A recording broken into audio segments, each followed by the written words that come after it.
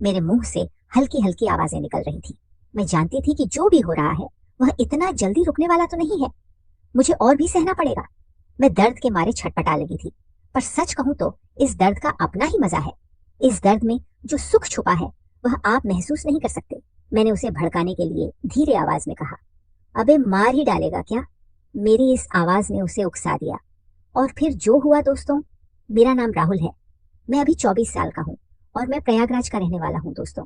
यह कहानी मेरे और मेरी बीवी की बड़ी बहन प्रियंका दीदी के बीच की है। यह घटना 1-2 साल पहले शुरू हुई, जब परिस्थितियों ने हम तीनों को एक दूसरे के बेहद करीब ला दिया। प्रियंका दीदी का हमारे परिवार में एक खास स्थान है। ससुर जी और सासू जी के अस्वस्थ होने के बाद उन्होंने अपने कंधों पर पूरे घर की जिम्मेदारी ले ली। दीदी ने अपनी शादी तक को टाल दिया ताकि अपनी छोटी बहन और परिवार का पूरा ख्याल रख सके। वह मुझसे 2 साल बड़ी है और मेरी बीवी से 5 साल बड़ी प्रियंका दीदी का व्यक्तित्व प्रभावशाली है। उनकी हाइट 5 फुट सा इंच है और वह फिटनेस के प्रति बहुत सजग है। रोजाना योगा करने की आदत ने उन्हें और भी आत्मविश्वासी बना दिया है। वह अक्सर साड़ी पहनती है और उनका संपूर्ण व्यक्तित्व एक परिपक्व और आत्मनिर्भर महिला की छवि प्रस्तुत करता है। पिछले साल जब मेरी बीवी प्रेग्नेंट हुई, तब डॉक्टर ने उसे पूरी तरह से बेड रेस्ट की सलाह दी। शुरुआत में सब सामान्य था, लेकिन जैसे जैसे समय बीतता गया घर के काम संभालना मुश्किल हो गया। मैंने बीवी से कहा कि वह कुछ दिनों के लिए प्रियंका दीदी के पास चली जाए ताकि उनका ध्यान अच्छी तरह रखा जा सके। लेकिन मेरी बीवी ने यह सुझाव दिया कि प्रियंका दीदी हमारे पास आकर घर और उनकी देखभाल संभालेंगी। प्रियंका दीदी जब हमारे घर आई तो उन्होंने सब कुछ सहजता से संभाल लिया। वह घर के हर छोटे बड़े काम को पूरी कुशलता से करती और मेरी बीवी के साथ हर समय रहती। रात में वह मेरी बीवी के साथ ही सोती थी और मैं अलग कमरे में सब कुछ सामान्य ही चल रहा था। लेकिन कुछ दिनों बाद मैंने महसूस किया कि प्रियंका दीदी का पहनावा थोड़ा बदलने लगा था। वह कभी कभी मेरी बीवी के नाइटी पहनने लगी, जिसमें से उनका सौंदर्य निखर कर बाहर आने को बेताब होने लगता। उनका यह रूप देखकर मैं तो बेकाबू सा होने लगता। हर रात उनको ख्यालों में लेकर मैं खुद को शांत करके सोने लगा। एक दिन जब प्रियंका दीदी को 4 दिनों के लिए अपने घर किसी जरूरी काम से जाना पड़ा, तो मेरी बीवी मंजू ने मुझसे कहा कि उसे मुझसे एक बेहद अहम बात करनी है। वह थोड़ा हिचकिचा रही थी, लेकिन मैंने उसे सहज करते हुए कहा, जो भी बात है बिना झिझक के बताओ। मंजू ने धीमे स्वर में कहा, तुम्हें पता है कि दीदी ने अपनी शादी नहीं की और अब शायद कभी नहीं करेंगी। मैंने सिर हिलाते हुए कहा, हाँ ये तो मैं जानता हूँ, पर क्या हुआ? मंजू ने मेरी तरफ देखा और कहा, तुम्हें पता है कि दीदी के पास मेरे अलावा और कोई नहीं है। वह हमेशा अकेली रहती है। हाँ यह सही है, लेकिन तुम यह सब क्यों कह रही हो? मैंने उससे पूछा। तो क्या दीदी हमेशा हमारे साथ रह सकती है? मंजू ने थोड़ा झिझक हुए कहा, इसमें पूछने की क्या बात है? अगर उनको कोई परेशानी नहीं है तो मुझे भी नहीं होगी। दीदी हमारे साथ रह सकती है, मैंने कहा। मंजू ने हल्का सा मुस्कुराते हुए कहा, मुझे पता था कि तुम मना नहीं करोगे, लेकिन बात सिर्फ इतनी ही नहीं है। तो फिर और क्या बात है? मैंने उसकी बात काटते हुए कहा, तुम इतना घुमा फिरा के क्यों बात कर रही हो? हमें तो एक दूसरे पर पूरा भरोसा है। मंजू ने गहरी सांस ली और कहा, यही भरोसा है, इसलिए तुमसे एक बड़ी बात कह रही हूँ। दीदी की मदद करनी होगी। कैसी मदद चाहिए? मैंने सीधे पूछा। मंजू ने थोड़ी हिचकिचाहट के साथ कहा, दीदी बहुत अकेली है और हर औरत की कुछ जरूरतें होती हैं। मैंने हामी भरी। हाँ ये सही है, और इसी वजह से मैंने कहा कि वह हमारे साथ रह सकती है। अकेलापन महसूस नहीं करेंगी। लेकिन मंजू ने थोड़ा ठहर कर कहा, लेकिन क्या? मैंने अब गंभीर होकर पूछा। मंजू ने झिझक हुए कहा, क्या तुम दीदी की हर जरूरत पूरी कर सकते हो? हर जरूरत? मैंने हैरानी से पूछा, तुम कहना क्या चाहती हो? मंजू ने धीरे से कहा, क्या तुम दीदी के साथ फिजिकल हो सकते हो? प्लीज मुझे गलत मत समझना। दीदी ने मेरे लिए बहुत कुछ किया है और उनकी यह तकलीफ मुझसे देखी नहीं जा रही, इसलिए तुमसे कह रही हूँ। यह सुनकर मैं स्तब्ध रह गया। क्या तुम क्या पागल हो गई हो? मैं दीदी के साथ ऐसा कैसे कर सकता हूँ? वह तुम्हारी बहन है और मैंने उन्हें कभी गलत नजरों से नहीं देखा है, और सबसे बड़ी बात, मैं तुम्हें धोखा नहीं दे सकता। मंजू ने मेरी ओर देखा और कहा, प्लीज नाराज मत हो। मैं जानती हूँ कि तुमने कभी उन्हें गलत नजर से नहीं देखा और यह धोखा नहीं है। मैं खुद तुमसे यह अनुरोध कर रही हूँ, प्लीज मेरी बात मान लो, दीदी की मदद करो। मैंने उसकी ओर गंभीरता से देखा और कहा, नहीं मैं ऐसा नहीं कर सकता। मंजू ने लगभग रोते हुए कहा, प्लीज सिर्फ एक बार अगर तुम्हें ठीक न लगे तो मैं फिर कभी नहीं कहूंगी। उसकी इस बात ने मुझे असमंजस में डाल दिया। ठीक है रो मत, मैं सोचूंगा, लेकिन पहले ये बताओ, दीदी ने तुमसे कहा क्या था? क्या यह उनकी तरफ से है? मंजू ने सिर हिलाते हुए कहा, नहीं उन्होंने कुछ नहीं कहा, ये मेरी तरफ से है। मैंने कुछ महसूस किया और उनसे बात की। क्या महसूस किया तुमने और उनसे क्या बात हुई? मैंने पूछा। मंजू ने थोड़ी देर चुप रहने के बाद कहा, मैंने उनकी तकलीफ को महसूस किया। उन्होंने खुलकर कुछ नहीं कहा, लेकिन उनके व्यवहार से सब समझ में आ गया। पूरा बताओ, मैंने सख्ती से कहा। सब कुछ जानने के बाद ही मैं कोई फैसला लूंगा। फिर मंजू ने मुझे विस्तार से बताया। एक रात की बात है, जब मुझे प्रियंका दीदी के कमरे से हल्की हल्की शिकारियों की आवाजें सुनाई दी। मैंने पहले तो ध्यान नहीं दिया, लेकिन कुछ देर बाद आवाजें बंद हो गई। फिर मैंने देखा कि दीदी वॉशरूम में चली गई। फिर उसके बाद मैंने जिज्ञासा से पूछा, काफी देर तक दीदी बाथरूम से बाहर नहीं आई। मैं सोच रही थी कि क्या हुआ है। तभी अंदर से धीमी धीमी रोने की आवाज आने लगी। मैं कुछ समझ नहीं पा रही थी। थोड़ी देर बाद दीदी बाहर आई, अपने चेहरे को नैपकिन से पोंछ और फिर चुपचाप सोने चली गई। अगले दिन भी यही हुआ। मंजू ने गहरी सांस लेते हुए बताया और फिर मैंने उसे और बताने के लिए प्रेरित किया। मंजू ने कहा, अगली रात जब मुझे फिर से वही आवाजें सुनाई दी तो मैंने हिम्मत करके दीदी को चुपके से देखने का फैसला किया। कमरे में अंधेरा था और दीदी को शायद पता नहीं चला कि मैं दरवाजे के पास खड़ी थी। तुमने क्या देखा? मैंने उसकी बात को गंभीरता से सुना। मैंने देखा कि दीदी बिस्तर पर लेटी थी और उनका एक हाथ उनके सीने पर था, दूसरा हाथ उनके दुपट्टे के नीचे गया हुआ था। उनके चेहरे पर एक अजीब सा भाव था और उनके मुंह से हल्की हल्की आवाजें आ रही थी। कुछ देर बाद उन्होंने अपनी आंखें बंद कर ली और गहरी सांसें लेने लगी। फिर वह अचानक उठी और वॉशरूम चली गई। फिर क्या हुआ? मैंने पूछा। मंजू मुस्कुराते हुए बोली, सब्र करो। मैं जानती हूँ कि तुम यह सब सुनकर परेशान हो रहे हो, ये तो स्वाभाविक है। मैंने थोड़ा झिझक हुए कहा। अब बताओ, आगे क्या हुआ? जब दीदी बाथरूम गई तो मैंने मौका देखकर कमरे की लाइट ऑन कर दी। थोड़ी देर बाद जैसे ही वह बाहर आई, वह घबरा गई और हड़बड़ी में मुझसे पूछने लगी, क्या हुआ, कुछ चाहिए क्या? तब मैंने उन्हें शांत करने के लिए कहा, दीदी मुझे आपसे कुछ बात करनी है। मेरा मन नहीं लग रहा और मैं परेशान हूँ एक रात। मंजू ने प्रियंका दीदी से पूछा, दीदी आप ठीक तो हैं? मुझे आपसे कुछ बात करनी है। प्रियंका दीदी थोड़ी असहज दिखी, फिर भी उन्होंने कहा, क्या हुआ मंजू, सब ठीक है ना? मंजू ने सीधा सवाल किया, दीदी मैं आपको कुछ दिनों से परेशान देख रही हूँ। आपने जो बताया था वह सब ठीक है, लेकिन क्या आप मुझे सच नहीं बताना चाह रही? आप अकेले में क्यों रोती है? प्रियंका दीदी ने एक गहरी सांस ली और कहा, मंजू ये सब कहना आसान नहीं है। मैं कई बार खुद को अकेला महसूस करती हूँ। कभी कभी दिल भारी हो जाता है। ये सब तुम्हें परेशान करने के लिए नहीं बता रही थी। मंजू ने दीदी का हाथ थाम लिया। दीदी मैं आपकी छोटी बहन हूँ, आप मुझसे हर बात कह सकती हैं। यह अकेलापन और यह दर्द मुझसे देखा नहीं जाता। मैं जानती हूँ कि हर इंसान की भावनात्मक और मानसिक जरूरतें होती हैं, और हाँ, शारीरिक जरूरतें भी। प्रियंका दीदी ने थोड़ा झिझक हुए कहा, हाँ मंजू यह सही है, लेकिन क्या करूं, मेरे पास इसका कोई समाधान नहीं है। मैंने तुम्हारी और परिवार की खुशियों के लिए अपना सब कुछ कुर्बान कर दिया, पर यह अकेलापन कभी कभी काटने को दौड़ता है। मंजू ने गंभीरता से कहा, इसका एक समाधान हो सकता है। दीदी ने चौंक हुए पूछा, क्या दीदी? मुझे डॉक्टर ने बेड रेस्ट पर रखा है और राहुल से दूर रहने को कहा है। मैं देख रही हूँ कि राहुल भी परेशान रहते हैं, और मैं सोच रही थी। मंजू कुछ पल के लिए रुकी। क्या सोच रही थी मंजू? प्रियंका दीदी ने धीरे से पूछा। आप और राहुल एक दूसरे की मदद कर सकते हैं। यह सुनकर प्रियंका दीदी पीछे हट गई। क्या पागल हो गई हो? क्या तुम क्या कह रही हो? मंजू राहुल तुम्हारे पति हैं। मंजू ने उन्हें शांत करते हुए कहा, दीदी मैं पागल नहीं हूँ। मैंने हर बार देखा है कि आपने अपनी जरूरतों को नजरअंदाज करके हमें प्राथमिकता दी। अब मेरी बारी है। मैं आपकी मदद करना चाहती हूँ। ये कोई गलत बात नहीं है। बाहर किसी के साथ यह सब करने से अच्छा है कि यह समाधान घर के भीतर हो। लेकिन यह कैसे हो सकता है? मंजू मैं राहुल को तुम्हारे पति की तरह देखती हूँ। ये तो पूरी तरह से गलत होगा। दीदी यह गलत नहीं है, यह एक समझ है और यह सब मेरी सहमति से हो रहा है। आप बस सोचिए, क्या ये आपके अकेलेपन का हल नहीं हो सकता?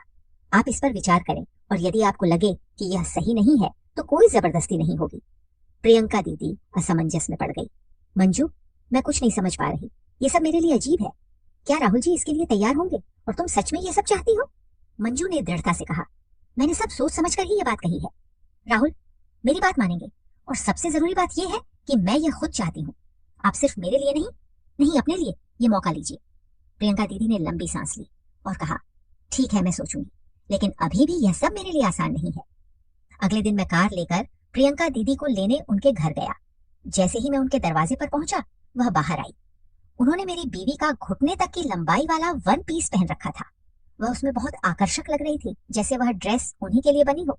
दीदी ने मुझे अंदर बुलाया और मुस्कुराते हुए कहा, आओ थोड़ा आराम कर लो। मैंने उनके पहनावे की तारीफ करते हुए कहा, दीदी आप इस ड्रेस में बहुत अच्छी लग रही हैं।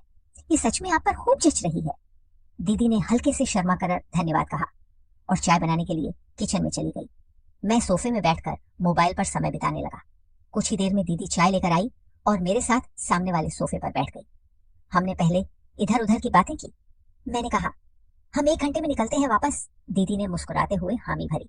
ठीक है, मैं तैयार हूँ।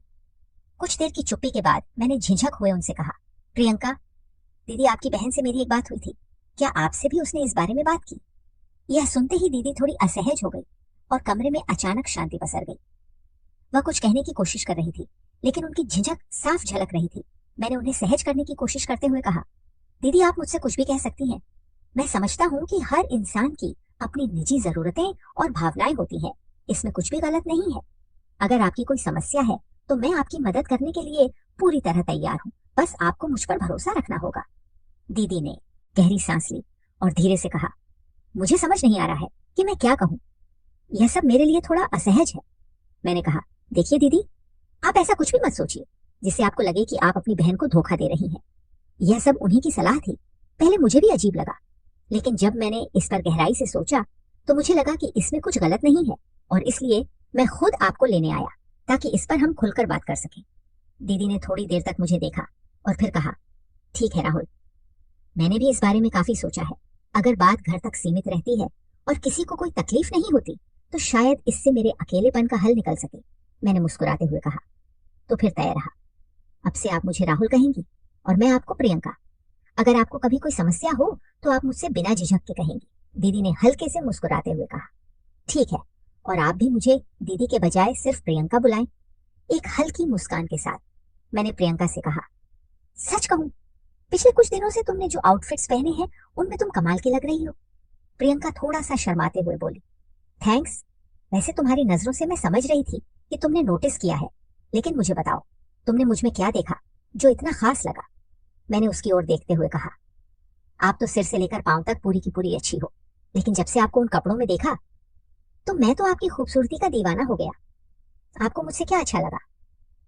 प्रियंका हल्की हंसी के साथ बोली, तुम तो बस कुछ भी बोलते हो, पर हाँ, मुझे भी तुम्हारा स्वभाव, तुम्हारी ऊंचाई, शरीर, सब कुछ पसंद है। मैं तुम्हारे जैसा ही पति चाहती थी। मैंने उसकी बात पर मुस्कुराते हुए कहा, कोई बात नहीं साली साहिबा, अब तो आप मेरी सच में आधी घरवाली बनने वाली हो। आप चाहो तो पूरी बना लेता हूँ। वैसे तुम्हारे दिल में कोई और ख्याल है तो बताओ। प्रियंका शर्माते हुए बोली, चुप रहो, मेरे ख्याल तो बहुत से होते हैं, लेकिन मैं कभी खुलकर किसी से बात नहीं कर पाई। मैंने फिर पूछा, वैसे मंजू ने जो देखा था, आप कब से ऐसा कर रही हो और तब कोई कल्पना भी करती हो? प्रियंका शर्माते हुए अपनी नजरें नीची करके बोली, पिछले 4-5 साल से कर रही हूं मैं। बोला, अच्छा तो चलो ये बताओ, आपकी पसंद क्या है? आपको कैसा अच्छा लगता है? प्रियंका बोली, ऐसा बताते समय थोड़ा अजीब लग रहा है। मैं फिर बोला, ये झिझक दूर करने के लिए ही तो पहले बात करना चाहता हूँ, ताकि हम दोनों एकदम फ्रैंक हो जाएं, और जब हम रियल में ऐसा करेंगे तो अजीब ना लगे। प्रियंका बोली, हाँ ठीक है, पर मुझे पता, कभी मैंने सोचा नहीं और कभी अनुभव ही नहीं किया। मैं खुश होकर बोला, क्या मतलब? आप बिल्कुल कुंभारी हो। प्रियंका शर्माते हुए धीरे से बोली, हाँ, मैं अपनी किस्मत को दा देता हुआ बोला, वाह क्या नसीब है, मेरे दोनों बहनें बिल्कुल एक जैसी। प्रियंका ने हल्के से सिर झुका लिया और कहा, राहुल प्लीज, तुम्हारी बातों से मुझे शर्म आ रही है। मैंने मुस्कुराते हुए जवाब दिया, शर्माने की क्या बात है, ये खुलापन तो होना ही चाहिए। अगर हम खुलकर बात नहीं करेंगे तो एक दूसरे की जरूरतों को समझेंगे कैसे? ये खुलापन रहेगा, कभी हम खुलकर इस पल का आनंद ले पाएंगे। तो बताओ कब करना है? मैं तो अभी भी तैयार हूँ। बताओ, प्रोटेक्शन या विदाउट प्रोटेक्शन? प्रियंका ने मेरी बात सुनकर थोड़ा झिझक हुए कहा, मुझे समझ नहीं आता कि कैसे शुरू करूं, तुम्हारी मर्जी, तुम जैसा चाहो। मैंने उसे सहज करने की कोशिश करते हुए कहा, ठीक है, कोई जल्दी नहीं है, यहाँ तो कुछ कर नहीं सकता। घर जाकर पहले आपकी बहन को हमारा बताना होगा, और फिर जब वह बोलेगी तब। प्रियंका मुस्कुराकर बोली, राहुल आप बहुत नॉटी हो। मैंने भी हंसते हुए कहा, अरे ये तो तुम्हारा ही कमाल है, और मैंने तुरंत उनको हल्का सा किस कर दिया। प्रियंका हैरान होकर मुझे देखती हुई बोली, ये क्या था? मुझे चौंक हुए देखा और हल्के से कहा। मैं बोला, अरे कुछ नहीं, बस माहौल बना रहा था। प्रियंका मुस्कुराती हुई हल्के से बोली, थोड़ा अजीब था पर अच्छा भी लगा। मैंने उसकी ओर देखते हुए कहा, बस यही तो चाहिए था। चलो अब बाकी बातें घर जाकर करेंगे, अभी देर हो रही है। फिर हम लोग घर आए और मैंने मंजू को कहा कि मैं तैयार हूँ। प्रियंका की मदद करने के लिए, मंजू ने कहा। प्रियंका दीदी से सीधे प्रियंका पर आ गए। आप तो, मैंने कहा, हाँ, अब संबंध ही कुछ अलग होने जा रहा है तो थोड़ी स्पष्टता चाहिए ना फिर। उसने कहा, मुझे पूरा यकीन था कि आप तैयार हो जाओगे, इसलिए मैंने दूसरा कमरा सजा दिया। आज आप दीदी की मदद करो, उनके पास रहो और उनका अकेलापन दूर करो, उन्हें खुश करो। यह सुनते ही प्रियंका एकदम शर्म से लाल हो गई। मैंने कहा, साली साहिबा तैयार रहिएगा। रात के खाने के बाद प्रियंका अपने कमरे में चली गई। मैंने अपनी बीवी मंजू के साथ थोड़ा समय बिताया और उसने कहा, प्रियंका दीदी को खुशी की बहुत जरूरत है, मुझे खुशी है कि तुम उनकी मदद करोगे।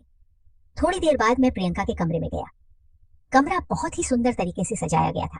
दीवारों पर हल्की रोशनी, फूलों की खुशबू और आरामदायक माहौल ने उसे और खास बना दिया था।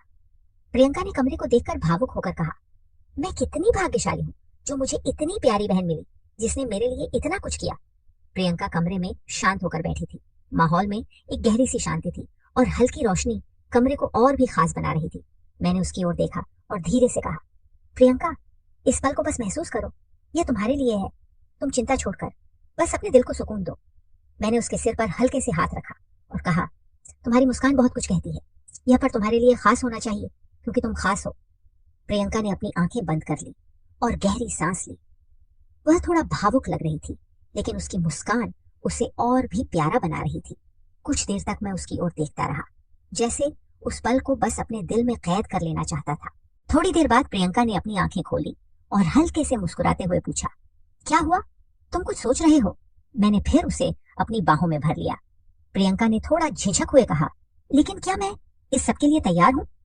क्या मैं इसे संभाल पाऊंगी? मैंने उसकी ओर देखते हुए कहा, तुम चिंता मत करो, बस इस पल का आनंद लो और इसे अपने दिल में बसा लो और मैं तुम्हारे साथ हूँ। बस इसे महसूस करो, सब कुछ धीरे धीरे अपनी जगह पर आ जाएगा। फिर कुछ 20 से 25 मिनट बाद ही हम दोनों निढाल होकर गिर पड़े। अब हम दोनों अपनी सांसों को संयमित करते हुए लेटे थे। कमरे का कोना कोना हमारे प्यार का सबूत दे रहा था। फिर हम उठे और बाथरूम में जाकर फ्रेश हुए और फिर एक दूसरे को बाहों में लेकर लेटे रहे। थोड़ी देर बाद प्रियंका ने गहरी सांस लेते हुए कहा, राहुल, मैं मंजू की बहुत आभारी हूँ। तुमने मुझे इतने दिनों के बाद सुकून का एहसास दिलाया। तुमने मेरा अकेलापन दूर किया। तुमने असीम आनंद दिया है। मैं तुम दोनों को एहसान कभी नहीं चुका पाऊंगी। आज से मैं तुम्हारी आधी घरवाली भी हो गई हूँ। फिर मैंने उन्हें हल्का सा किस किया और कहा, प्रियंका, मैं हमेशा तुम्हारे साथ हूँ। मैं चाहता हूँ कि हमारा यह रिश्ता हमेशा ऐसा ही रहे। प्रियंका ने कहा, मैं भी अब यही चाहती हूँ। बार बार मैं तुम्हारे साथ यह पल जीना चाहूंगी। मुझे अब ऐसा लगता है कि मैं फिर से खुलकर जी सकती हूँ। रात शांत और सुकून भरी थी। हम सभी ने उस पल को गहराई से महसूस किया और फिर नींद की आगोश में चले गए। अगली सुबह मंजू ने दरवाजे पर दस्तक दी और मुस्कुराते हुए कहा, जल्दी उठ जाओ प्रियंका, दीदी आपको खुश देखकर मेरा दिल भरा आता है। मैं चाहती हूँ कि आप हर दिन ऐसे ही मुस्कुराएं। अब दोनों जब चाहो ये कर सकते हो। राहुल, तुम्हारा धन्यवाद कि तुमने दीदी का साथ दिया। प्रियंका ने मंजू को गले लगाते हुए कहा, तुमने मेरे लिए जो किया है उसे मैं कभी नहीं भूलूंगी। तुमने मेरे जीवन को फिर से संवार दिया। मंजू ने कहा, दीदी, हम एक परिवार हैं और परिवार का मतलब ही होता है एक दूसरे का सहारा बनना। बस अब मैं आपको कभी रोने नहीं दूंगी। और फिर मंजू की डिलीवरी तक मैंने कभी प्रियंका को अकेला नहीं छोड़ा। फिर कुछ महीनों के बाद जब मंजू नॉर्मल हो गई तो मैं कभी उसके साथ होता तो कभी प्रियंका के साथ, लेकिन कभी भी हम तीनों एक साथ नहीं। मेरा मन तो था कि हम तीनों एक समय एक साथ हो, पर मंजू ने मना कर दिया और प्रियंका को भी यह ठीक नहीं लगा। इसलिए मैं एक समय एक के साथ ही होता था और आज भी हमारा रिश्ता वैसा ही है। इस तरह हमारे जीवन में एक नई शुरुआत हुई। मेरी प्यारी बीवी मंजू के प्यार और बहन के लिए उसके त्याग ने प्रियंका को एक नई उम्मीद दी। अब प्रियंका अपने जीवन में पहले से ज्यादा खुश और संतुष्ट है। तो दोस्तों, यह थी हमारी आज की छोटी सी कहानी। अगर आपको यह कहानी पसंद आई हो तो इसे लाइक करें और अपने दोस्तों के साथ शेयर करें।